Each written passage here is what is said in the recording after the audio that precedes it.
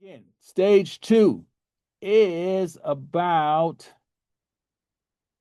the present, healing, literacy, and empowerment. This stages 3 and 4 of my 7 stage generational wealth model. We'll go over stages 1 and 2 again before.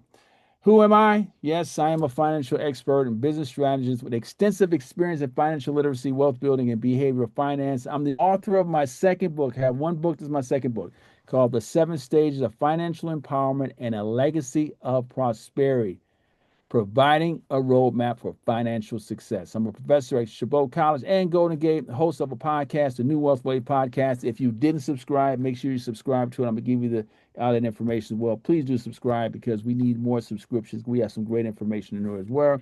Award-winning thought leader, recognized for empowering communities and financial education and business acumen. Today, you will gain greater financial awareness and confidence, tools to identify and overcome financial blind spots, strategies to align financial edification with success, interactive and engaging approach. Get ready to share, reflect, and take actionable steps. Here's another part of the agenda we're going to talk about: strategy for financial healing, building core financial literacy, behavioral finance in action, tools for empowered decision making, all which is important. Today, the goal is by the end of this workshop, you understand the role of emotional and inherited narratives and money behavior, apply healing strategies to reprogram limiting beliefs, strengthen literacy and personal finance tools and workplace benefits, gain tools to make some sound decisions, emotionally charged financial situations. We have 2 polls that we're going to do later on as well too. Hope you guys participate in that. Here's the model again. We talked about it last week. Today we are on stages 3 and 4. I know it's kind of blurry. Don't worry about it. Carlos has the actual deck. I'm just going to walk you through this right quick. Remember, it's 7 stages.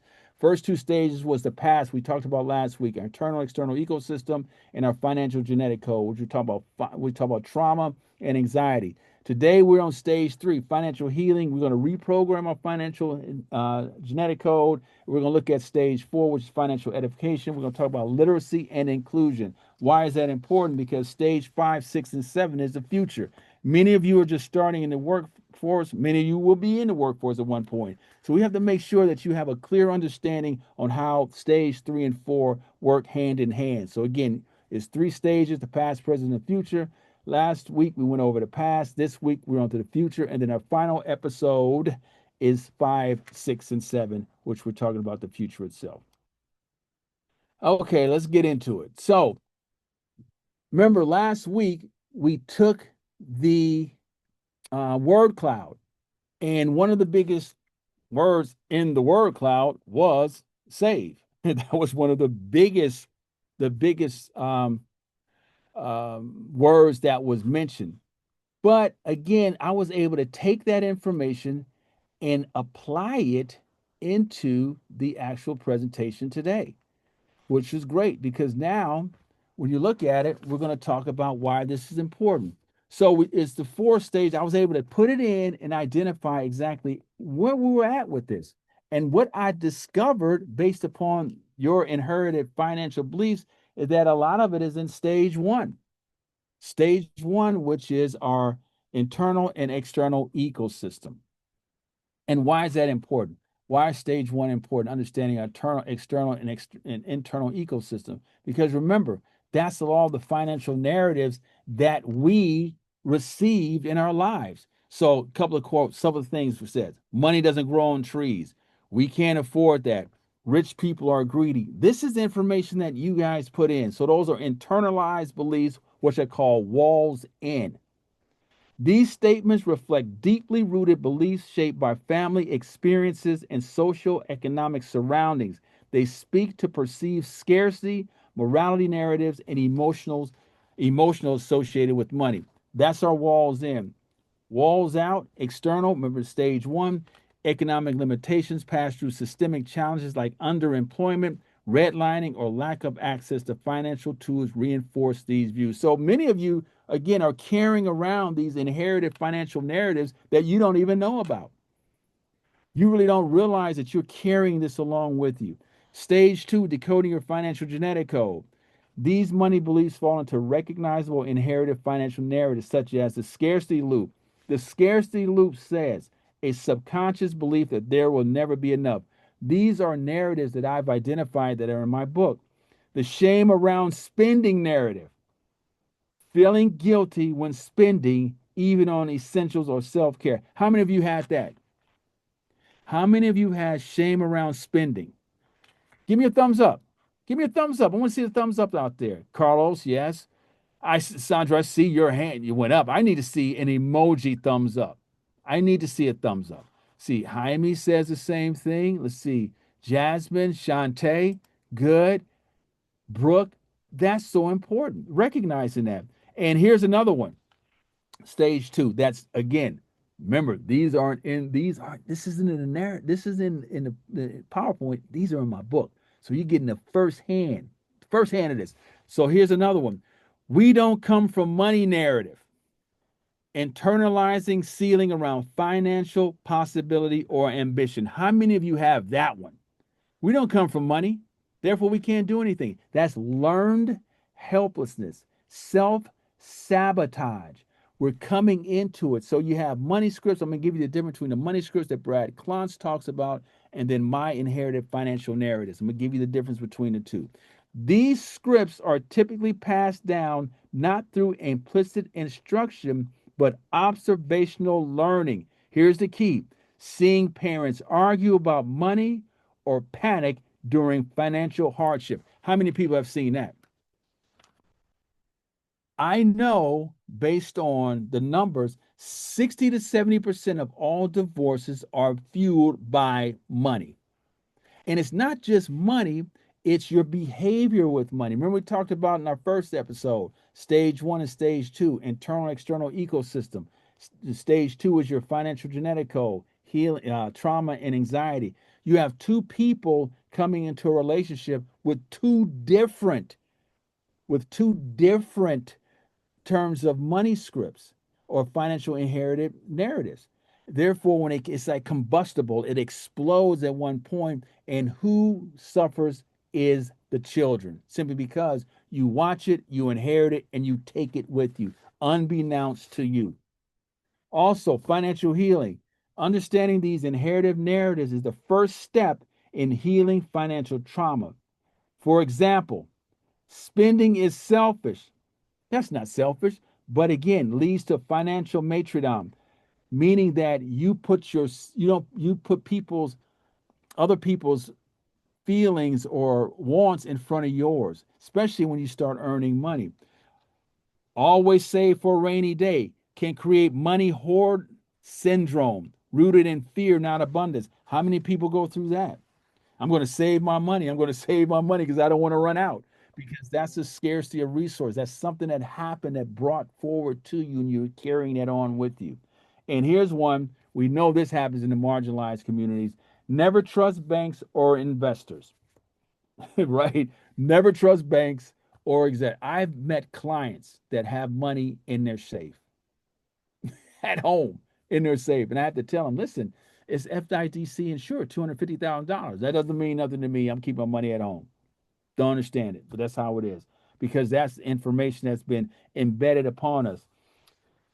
These beliefs can directly block the application of financial knowledge, such as avoiding investing due to fear of risk. How many invest now? You see the stock market, oh my God, I'm going crazy, just that and the other. Well, listen, I'm a financial advisor. I'm telling you, the best time is to buy now. You always buy at a discount simply because the market always recovers. It always recovers.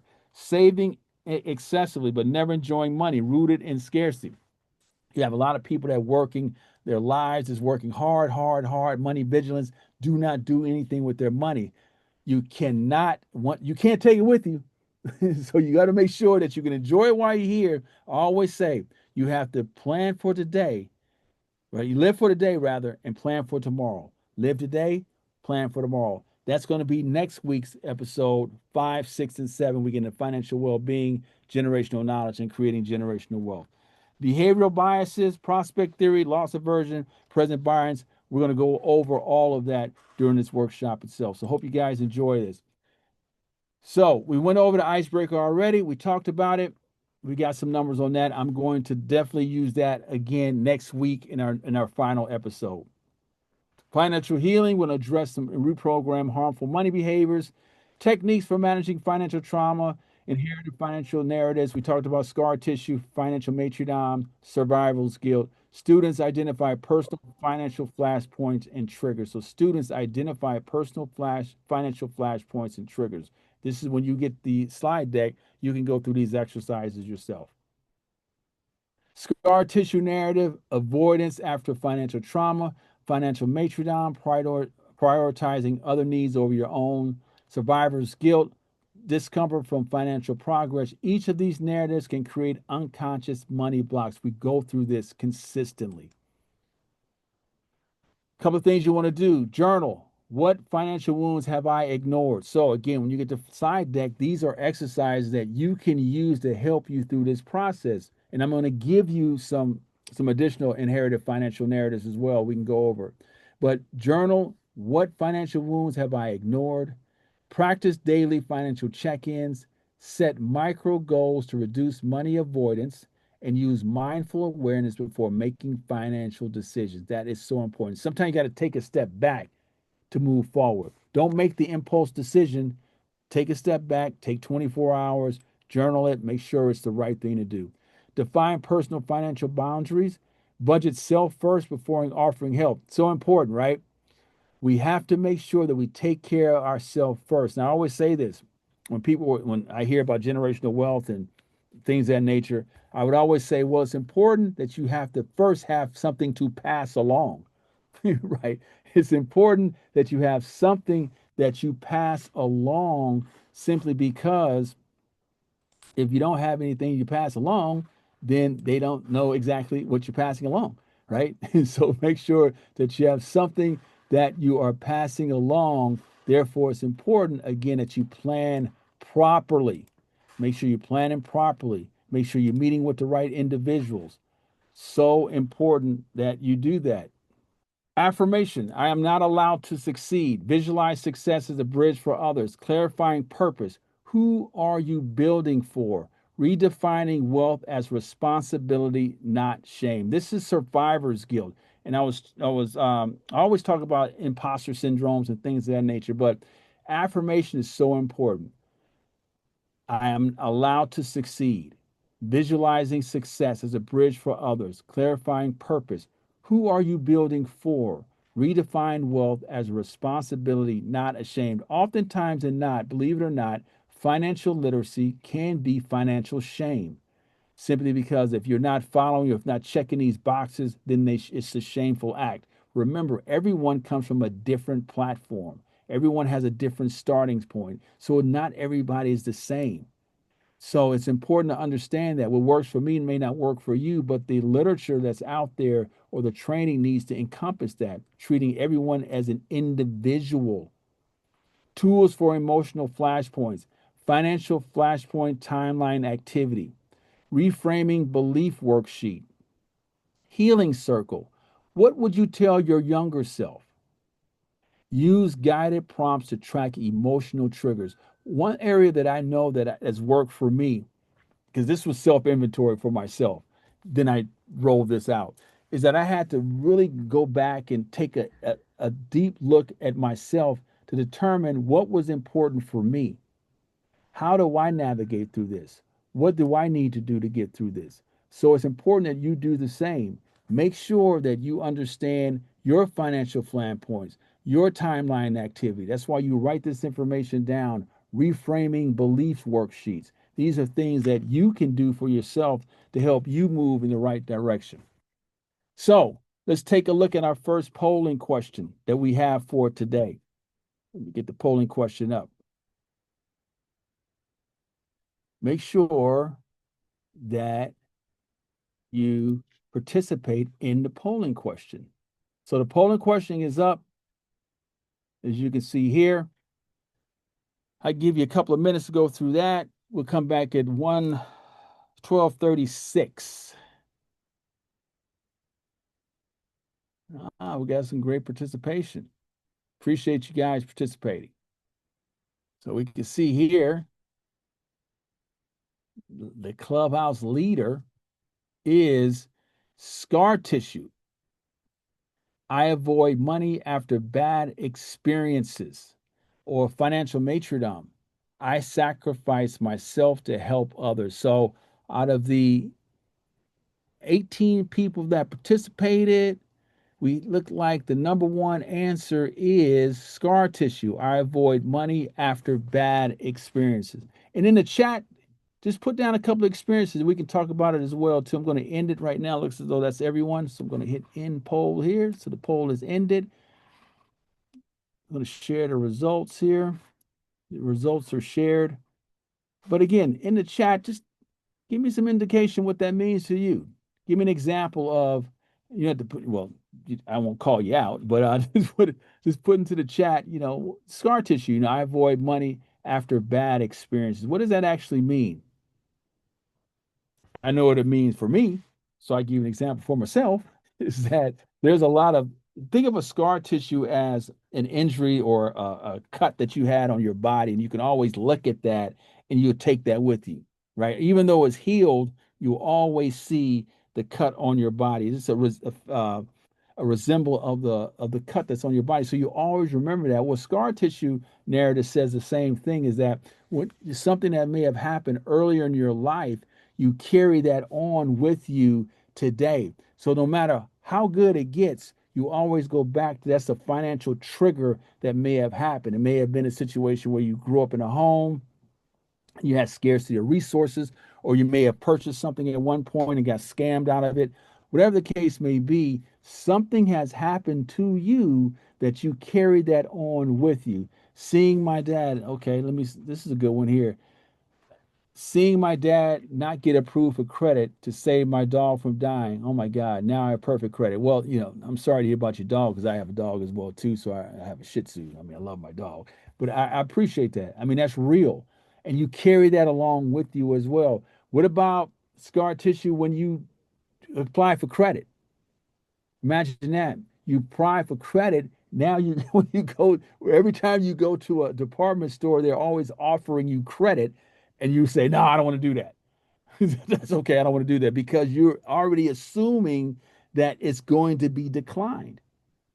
Or what about if you walk into a car dealership, so to speak? You walk into the dealership, and the first thing they say, "Hey, you like this car? Yeah, I love this car." And the first thing they say is, "How's your credit?" You say, "Well, I don't want the car no more." Or you say, "Okay, well, it's okay." They say, "Well, that's fine. We can get it done and we walk you through this process." But for the most part, you're subconsciously saying, "I know I don't have the credit." Let's read another one. Growing up, we didn't have enough money to pay rent. So no matter how many good things happen, I'm always waiting for the other shoe to drop and something horrible to happen, and I'll have nothing, like nowhere to live. That is so true. That scar tissue issue. And we carry that with us. So we talk about the money scripts, but then we have the inherited financial narratives, which are embedded with us. We can't get rid of those. And they are there for the rest of our lives. Now, what we can do is we can reprogram our financial genetic code. And that's what it's all about today. Stage 3 is all about reprogramming our financial genetic code to get to stage 4 of the model, which is financial edification. Thanks for the interaction. Appreciate that.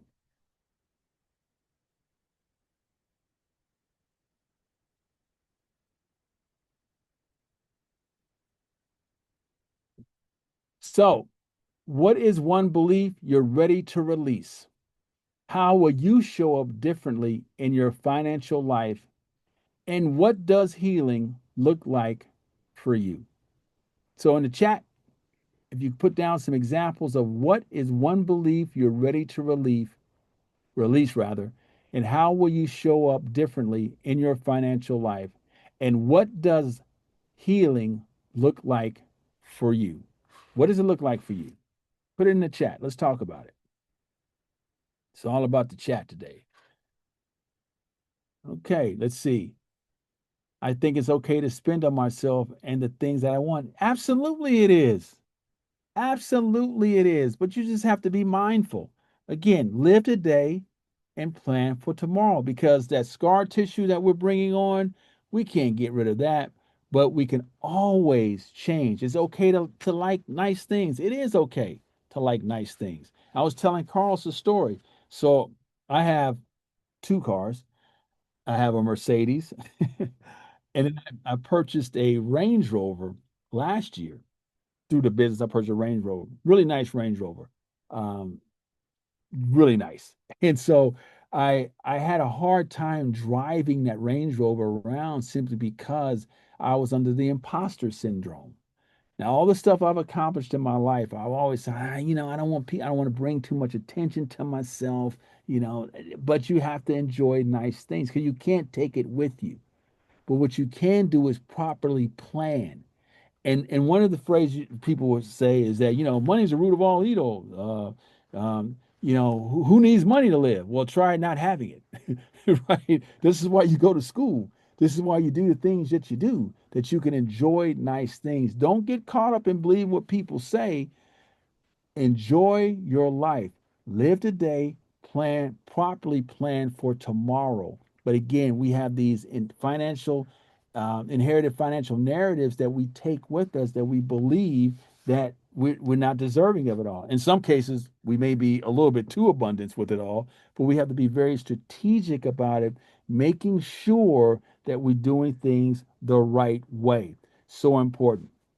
So, as I mentioned to you before, I wanted to give you a difference between money scripts and my financial inherited narratives. So, again, you want to write these down because they are not in the presentation. So, let's start first with the money scripts, right? So, you have four money scripts. Money avoidance, we talked about it last week. Money avoidance, money worship, money vigilance, money status. Money avoidance basically suggests that you do not deal with money. You don't want to have any conversation with money whatsoever. None. Money, I don't want to deal with that. Money worship, that's when you worship money. You believe money will solve all problems. We know that's not true. But in some cases, based on where we come from, that may be a script that we take on. Money vigilance. That means we're working hard, we're working hard, we're working hard, we're hoarding, hoarding, hoarding, hoarding, and we're not enjoying our lives. And money status. We believe that money will align and increase my status. We know that's not true, but we know people like that. We're one of those four. We may be two of those four, but that's your money scripts. So those scripts are as you grow up in life, you start identifying those money scripts.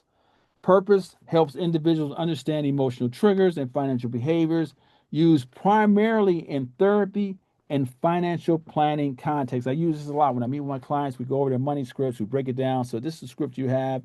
We put them through an exercise. They come back, and now we're able to determine what scripts they are in. But here's the difference. So here is my financial narrative. So I have 9 of them, and we're going to go through all 9 of them. So make sure you write these down.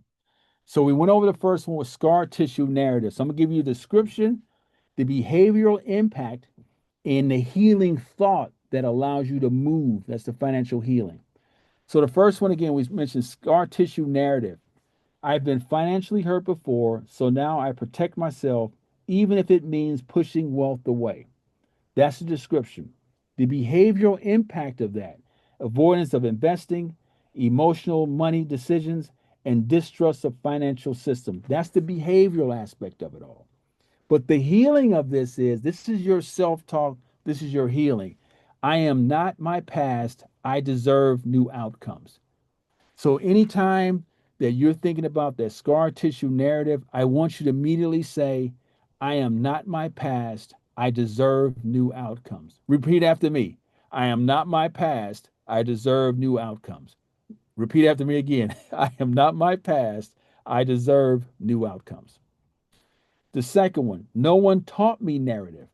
I was never taught how to manage money, so I just figure it out as I go. How many people have that one? Let me see a thumbs up on that one. I know we should have a lot of people with that one, right? But here it is. Your behavioral impact of that is shame, procrastination, lack of structure. So, does that make sense? I always talk about financial discipline. Many of us don't have financial discipline. Why do we not have financial discipline? Simply because we consistently would say, I was never taught how to manage money, so I just figure out as I go. Shame, procrastination, lack of structure. But now what we're going to say, your trick, what you're going to do to heal that thought is it's okay to ask for help. I can learn and grow. Say it again with me. When I hear the no one taught me narrative, you're going to say, it's okay to ask for help. I can learn and grow. That's the beauty of the 7 stage generational wealth model because you can see it goes from stages 1 through 7, past, present, and future, but you can go back and forwards depending on where you're at, 10 toes down on that particular area.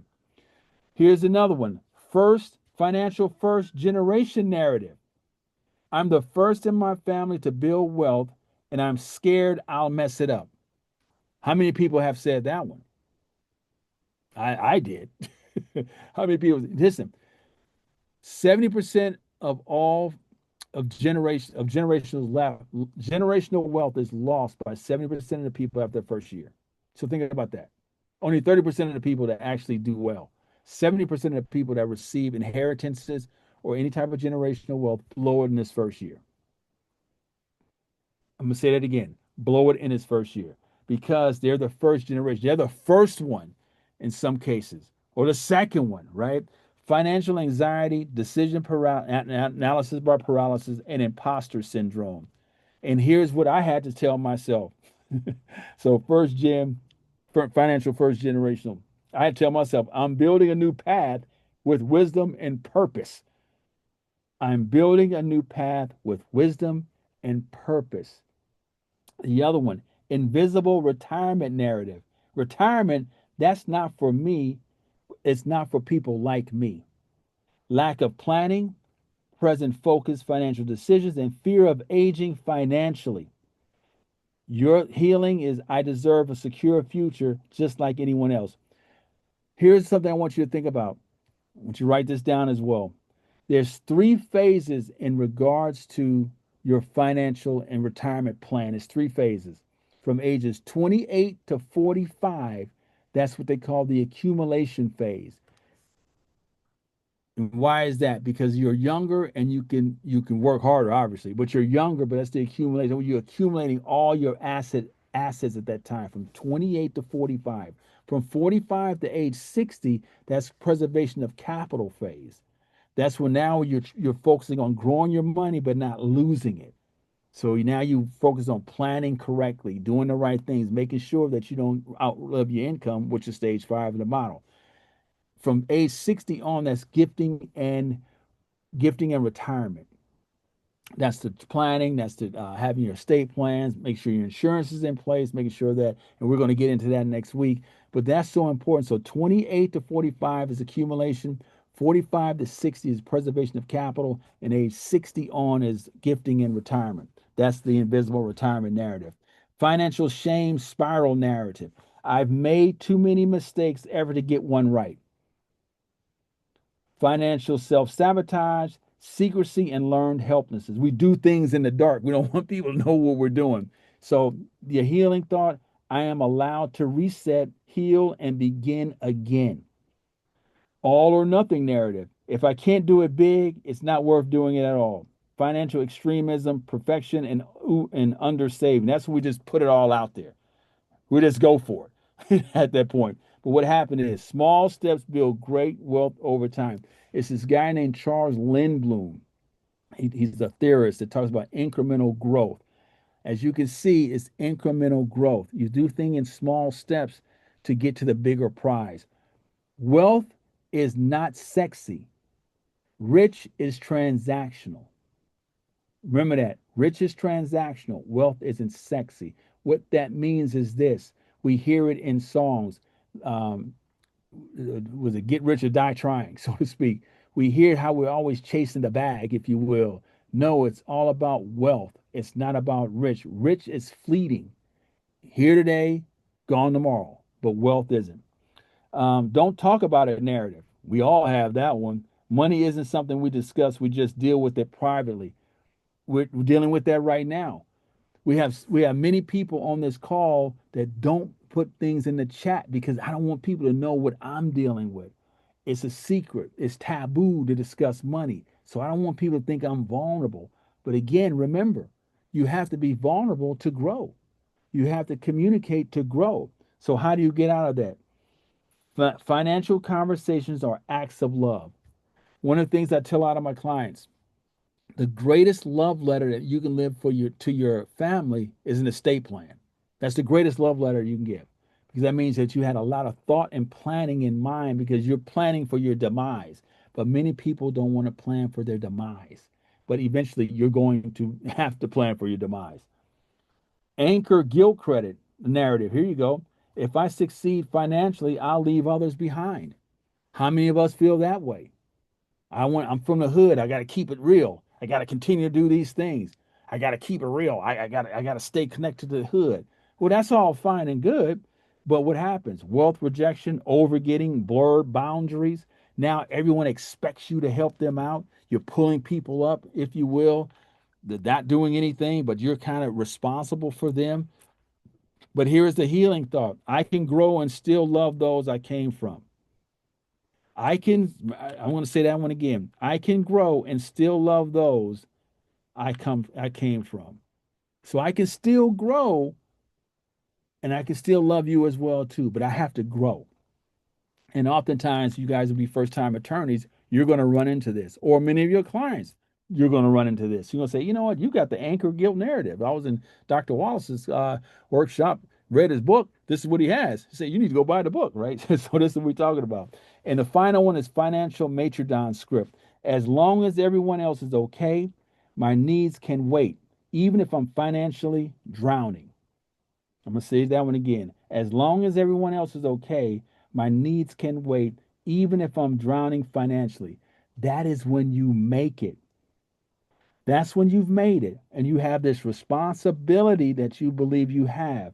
Chronic overgiving, delayed self care, depleted savings, inability to set financial boundaries. We talked about that episode with LaShawn. So she talks about that. This is a real person, four-time Tony Award winner. She speaks about how she had to disconnect from all of those individuals because she was drowning. She said, I believe that she wouldn't even show up to events or just give money away just because she didn't want to get um, talked about on how she thinks she done made it and things of that nature. She just said, I just didn't deal with it whatsoever. And so the healing and thought of that is my well being matters too. I can help others without sacrificing my own future. So those are my inherited financial narratives, which is kind of works the same but a little bit different than the money scripts created by Brad Klontz.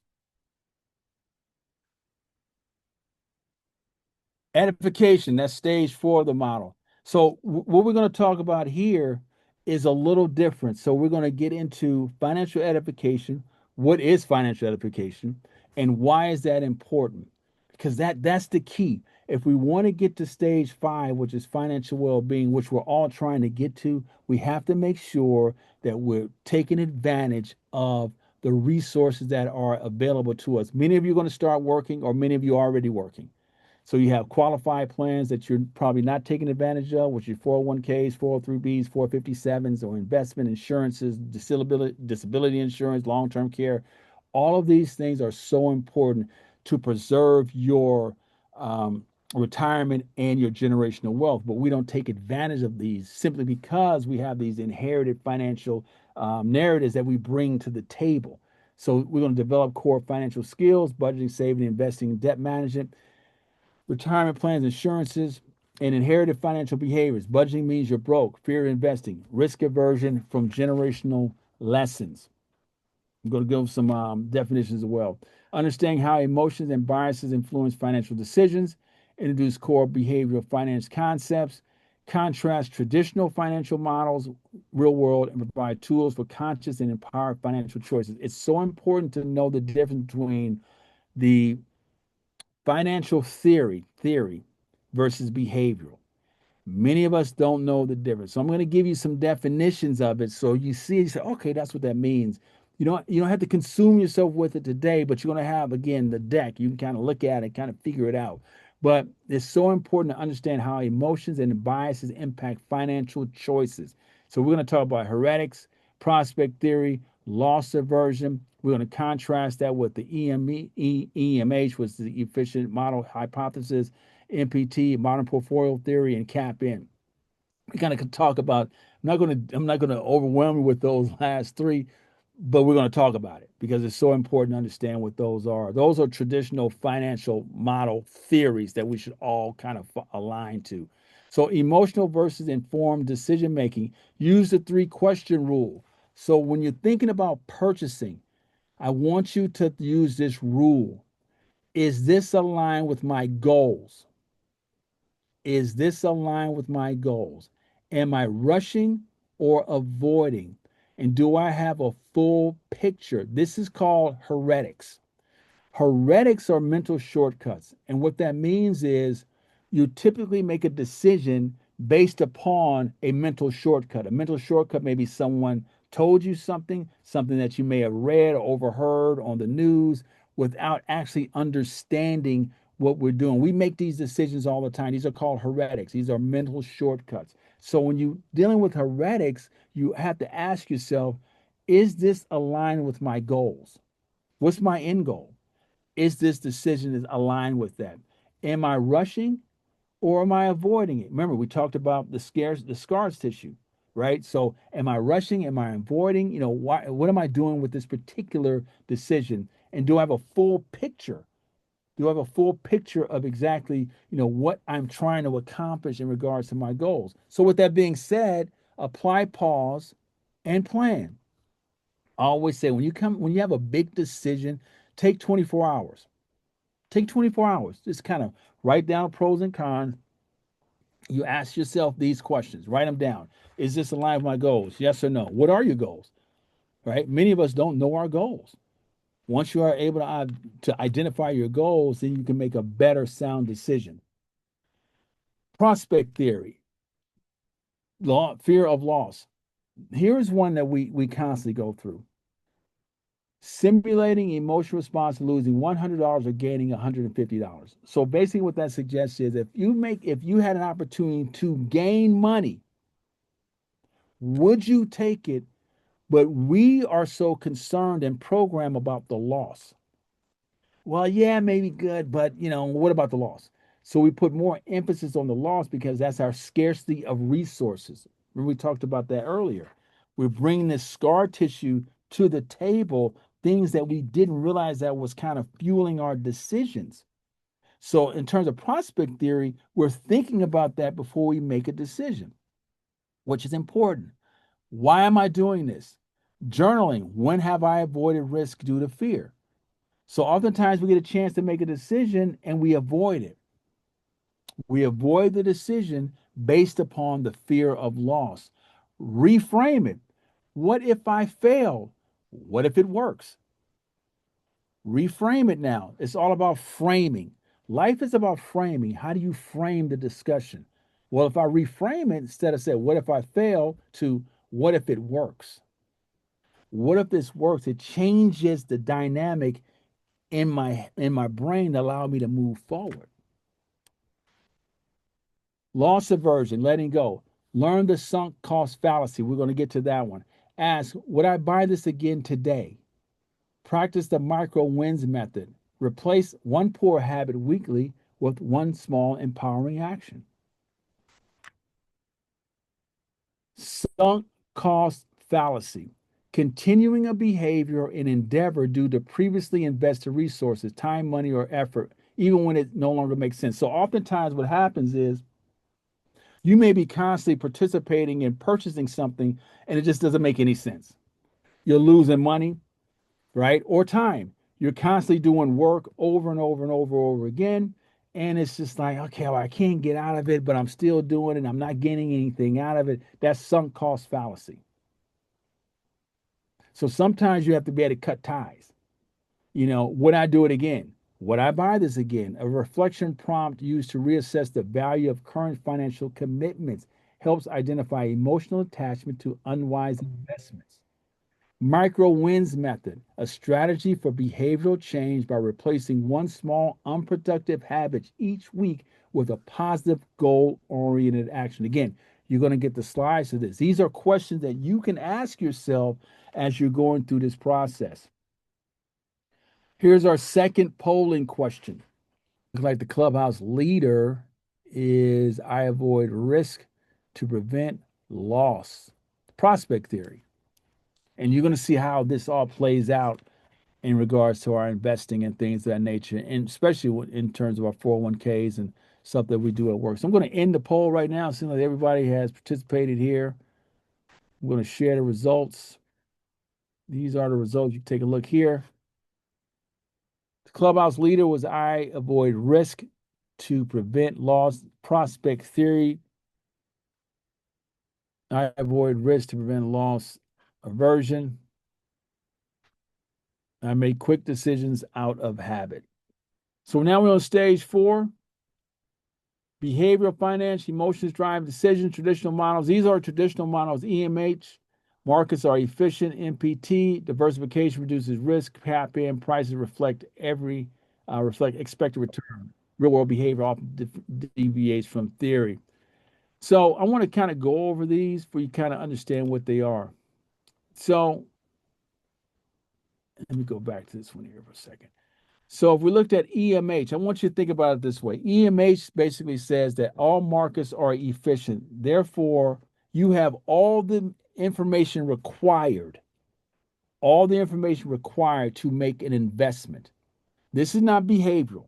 This is not your emotions. This is so think of it as all the emotion is available if you do the research to make a sound investment decision. Meaning that currently, right now, we see the market kind of up and down. It's in flux.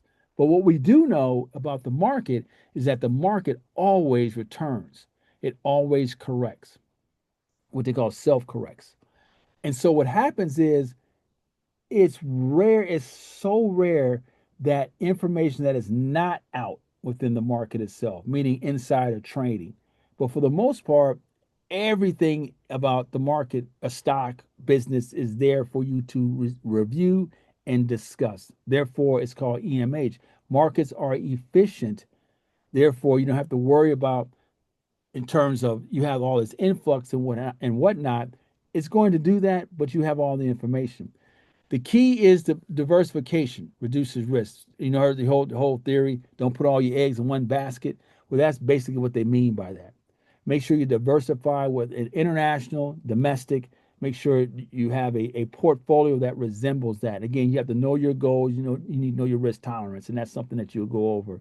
And cap in prices reflect expected return. And here's the key: real world behavior often deviates from theory. So that means emotions typically deviates from theory. Remember I said before, rich is transactional, wealth is legacy. So you have to make sure that you take the emotions out of your decision making process. If you can do that, you'll have a better track record. For instance, the stock market is down. I'm not telling you what to do, but you always buy at a discount versus when the market is at its highest. Okay, always at a discount. Behavioral finance recognize that people are not always rational. Emotions, biases, and psychological influence affect financial choices.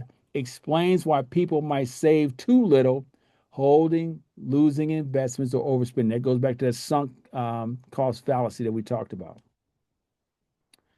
EMA, again, we talked about it, assumes all known information is already reflected in stock prices, believe it's impossible to outperform the market consistently, ignores the role of investor emotion or irrational decision, meaning that you have, in some cases, they have, in terms of investing, you have tactical investing where they try to outpace the market.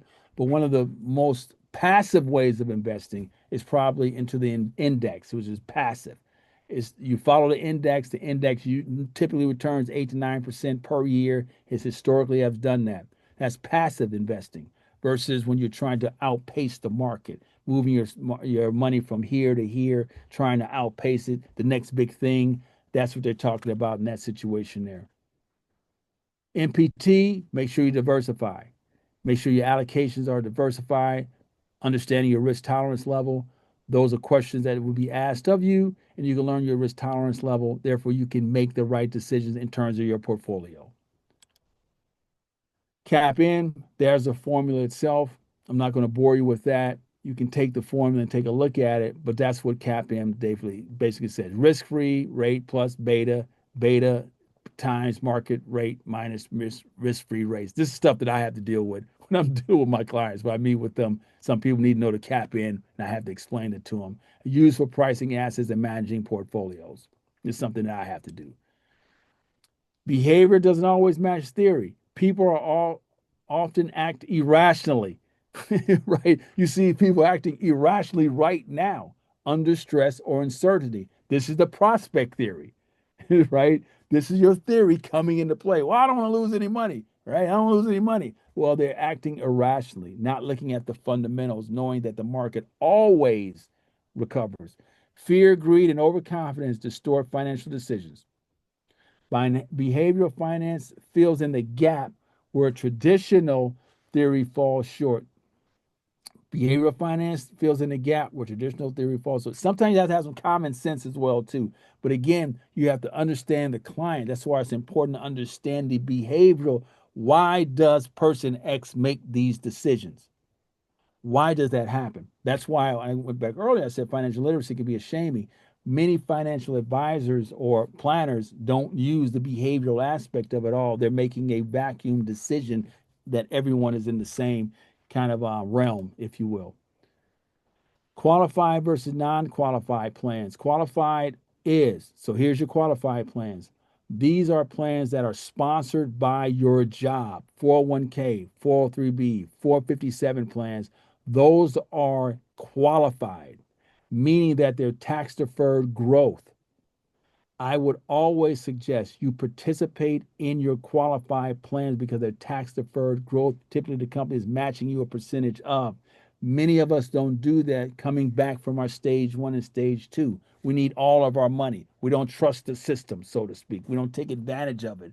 That's why understanding that you have to move away from that. Remember, scar tissue narrative, I am not my past. I deserve new outcomes. Remember that. That's the scar tissue. Avoidance of investing, emotional money decisions, and distrust of financial systems. That's scar tissue narrative. I am not my past. Remember, repeat after me. I am not my past. I deserve new outcomes. Okay? Behavioral biases, overconfidence in default settings, present bias, delaying contribution, status quo bias, failing to adjust or rebalances. These are critical biases that we carry. I call these cognitive biases that we carry with us. Life insurance, term versus whole versus index. Why is life insurance important? It's extremely important. Term, let me tell you why. If you are a young couple, make sure that you buy some term. It's affordable, simple, but often delayed to I'm too young to die bias. Putting it off. Get it. It's so important because what the term policy does, it provides a income gap if one of you passed away. Therefore, if you have children, make sure that they can go to college, whatever the case may be. Those are things that can happen if you, again, if you have term insurance. So important, extremely important that you take advantage of that. Okay. So think about that. Why is it important? Because again, it allows me, it allows me to take care of my family. Then you have permanent policies, whole life, IUL, VUL. These are complex, but they're important. You do a cash value and things of that nature. There's a difference. Term means you're buying it for a term, 20, 10, 15, 20, 30 years. Permanent, you're buying it for the rest of your life. Okay. But here is what happens: sales trauma or distrust. Again, not trusting the system. It goes back to my earlier one. Retirement. that's not for people like me, right? This is what we think about. This is why we don't participate in these type of activities. So stage 4 is important. Sales trauma or distrust. Reframe it. Insurance is a love in action. I am taking the onus of providing insurance for my family in case something happens to me. I want you to think about that. Something happens to me, I have life insurance to take care of my family, my spouse, make sure they can continue to live on. We see the commercials on TV. Oh my God, so and so passed away. Or you hear about someone passed away, you have to do a GoFundMe. Those individuals are caught up in that scar tissue that we talked about, that scarcity of resources. All of that comes into play. That's our behavior that we have incorporated and brought to us. It's time to reframe that. The next one, long-term care. So let me give you the number on long-term care. Here, first is denial. I won't need care. Well, you may. So let me give you a number. When I meet with my clients, it's less than 1% chance that a person's going to pass away today. Less than 1%. But it's a 20% chance someone's going to become disabled. Okay. So you have aging avoidance, equal planning avoidance, survivor's guilt, and caregiver fatigue among of loved ones. It costs $7,000 per month if you're in a long-term care facility. That's 7,000. That's like 94,000 a year. In 2027, 28 is expected to go to 12,000. That's per month. Oftentimes and not, especially in the marginalized communities, we don't have the resources because we didn't make that investment. So what do? We pass that burden on to our kids. As you know, kids are at an alarming rate, are taking their parents and putting them into assisted living homes. Many parents don't have anything in place to take care of themselves. So for you, as you will be aging one day, long-term care insurance is a viable option for you to get. Not when you're in your 30s and 40s, but when you get around age 50, 55, that's when you need to start looking at a long-term care policy, because at some point you may be by yourself, you may be with your spouse, but someone's going to have to take care of you. And you're going to make enough money where you're not going to be able to apply for Medicaid, which you don't want to apply for because that's poverty. You don't want to do that because you have to spend down all your assets. Therefore, you got to be poor to get on that system. So, in all likelihood, you're going to be what they call self-insuring, which means all the money that you've earned, your generational wealth, your stage 5, we're going to get to the future, it's going to go towards spending to take care of you. So it's important to start understanding that I have to reframe these aspects now and start saying, hey, this is something I got to start thinking about. I got to get life insurance. I have to think about long-term care, which is important. Also, disability insurance. Many of you are going to be in a situation where you have your own practice or working for somebody. It's okay. But if something happens to you while you're working for that company, you may be off work for an extended period of time. And if that's the case, then someone's going to have to augment your income, because at some point you're going to be paid either half of what you've earned. So disability insurance, what that does, that allows you to get paid up to 60% of your salary that you earned, depending on what type of coverage you get. So if I'm getting 30, 40% from my job, or 50%, 40%, I'm getting 60% from my disability insurance, that's your 100%. Now you're whole. I've met many clients who went out through disability, had their own practice, was not able to go back to work. So their disability insurance paid them based on what they would have earned. But again, this is reality check. This is, again, I may never use it. Invincibility myth, especially in youth. Reality check, income protection equals security, which is stage 5 of my model. But again, we talked about getting to the next stage. These are these inherited financial narratives that we've inherited that does not allow us to move forward. So in the chat, what belief about financial tools are you ready to rewrite?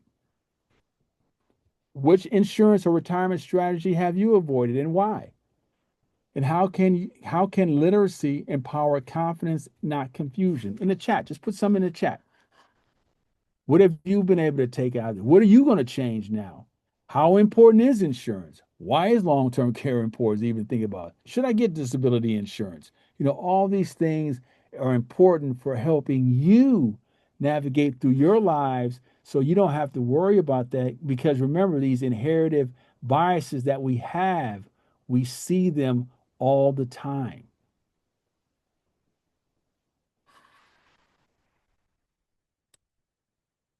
Tools for empowered financial decisions. Bias identification worksheet, scenario-based decision labs, my money trigger tracker, behavioral reprogramming checklist, heretics, pause, reflect, decide. That's the one I want you to really look at. Heretics. Heretics, pause, reflect, decide before you make a decision. Remember, heretics is mental framing. This is what a bias identification worksheet will look like. Helps uncover unconscious biases influence money behavior. Includes prompts like, when do I make impulse purchases? What assumptions do I have about money and risk? Outcome. Identify your personal default settings with money. This is something that you can create on your own. Remember, this is all tools here. Scenario-based decision labs. Realistic money situations to test responses under pressure. Examples include deciding between paying off debt versus investing, navigating a family emergency with limited savings, teaches reflection and control response over reaction. Remember, we want to be proactive versus reactive.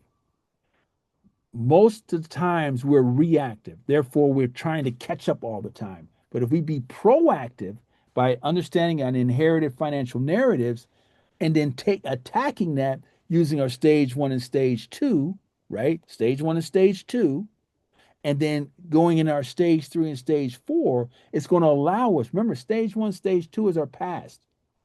Stage three and stage four is today. Everyone today is dealing with financial healing and reprogramming our financial genetic code. That's today.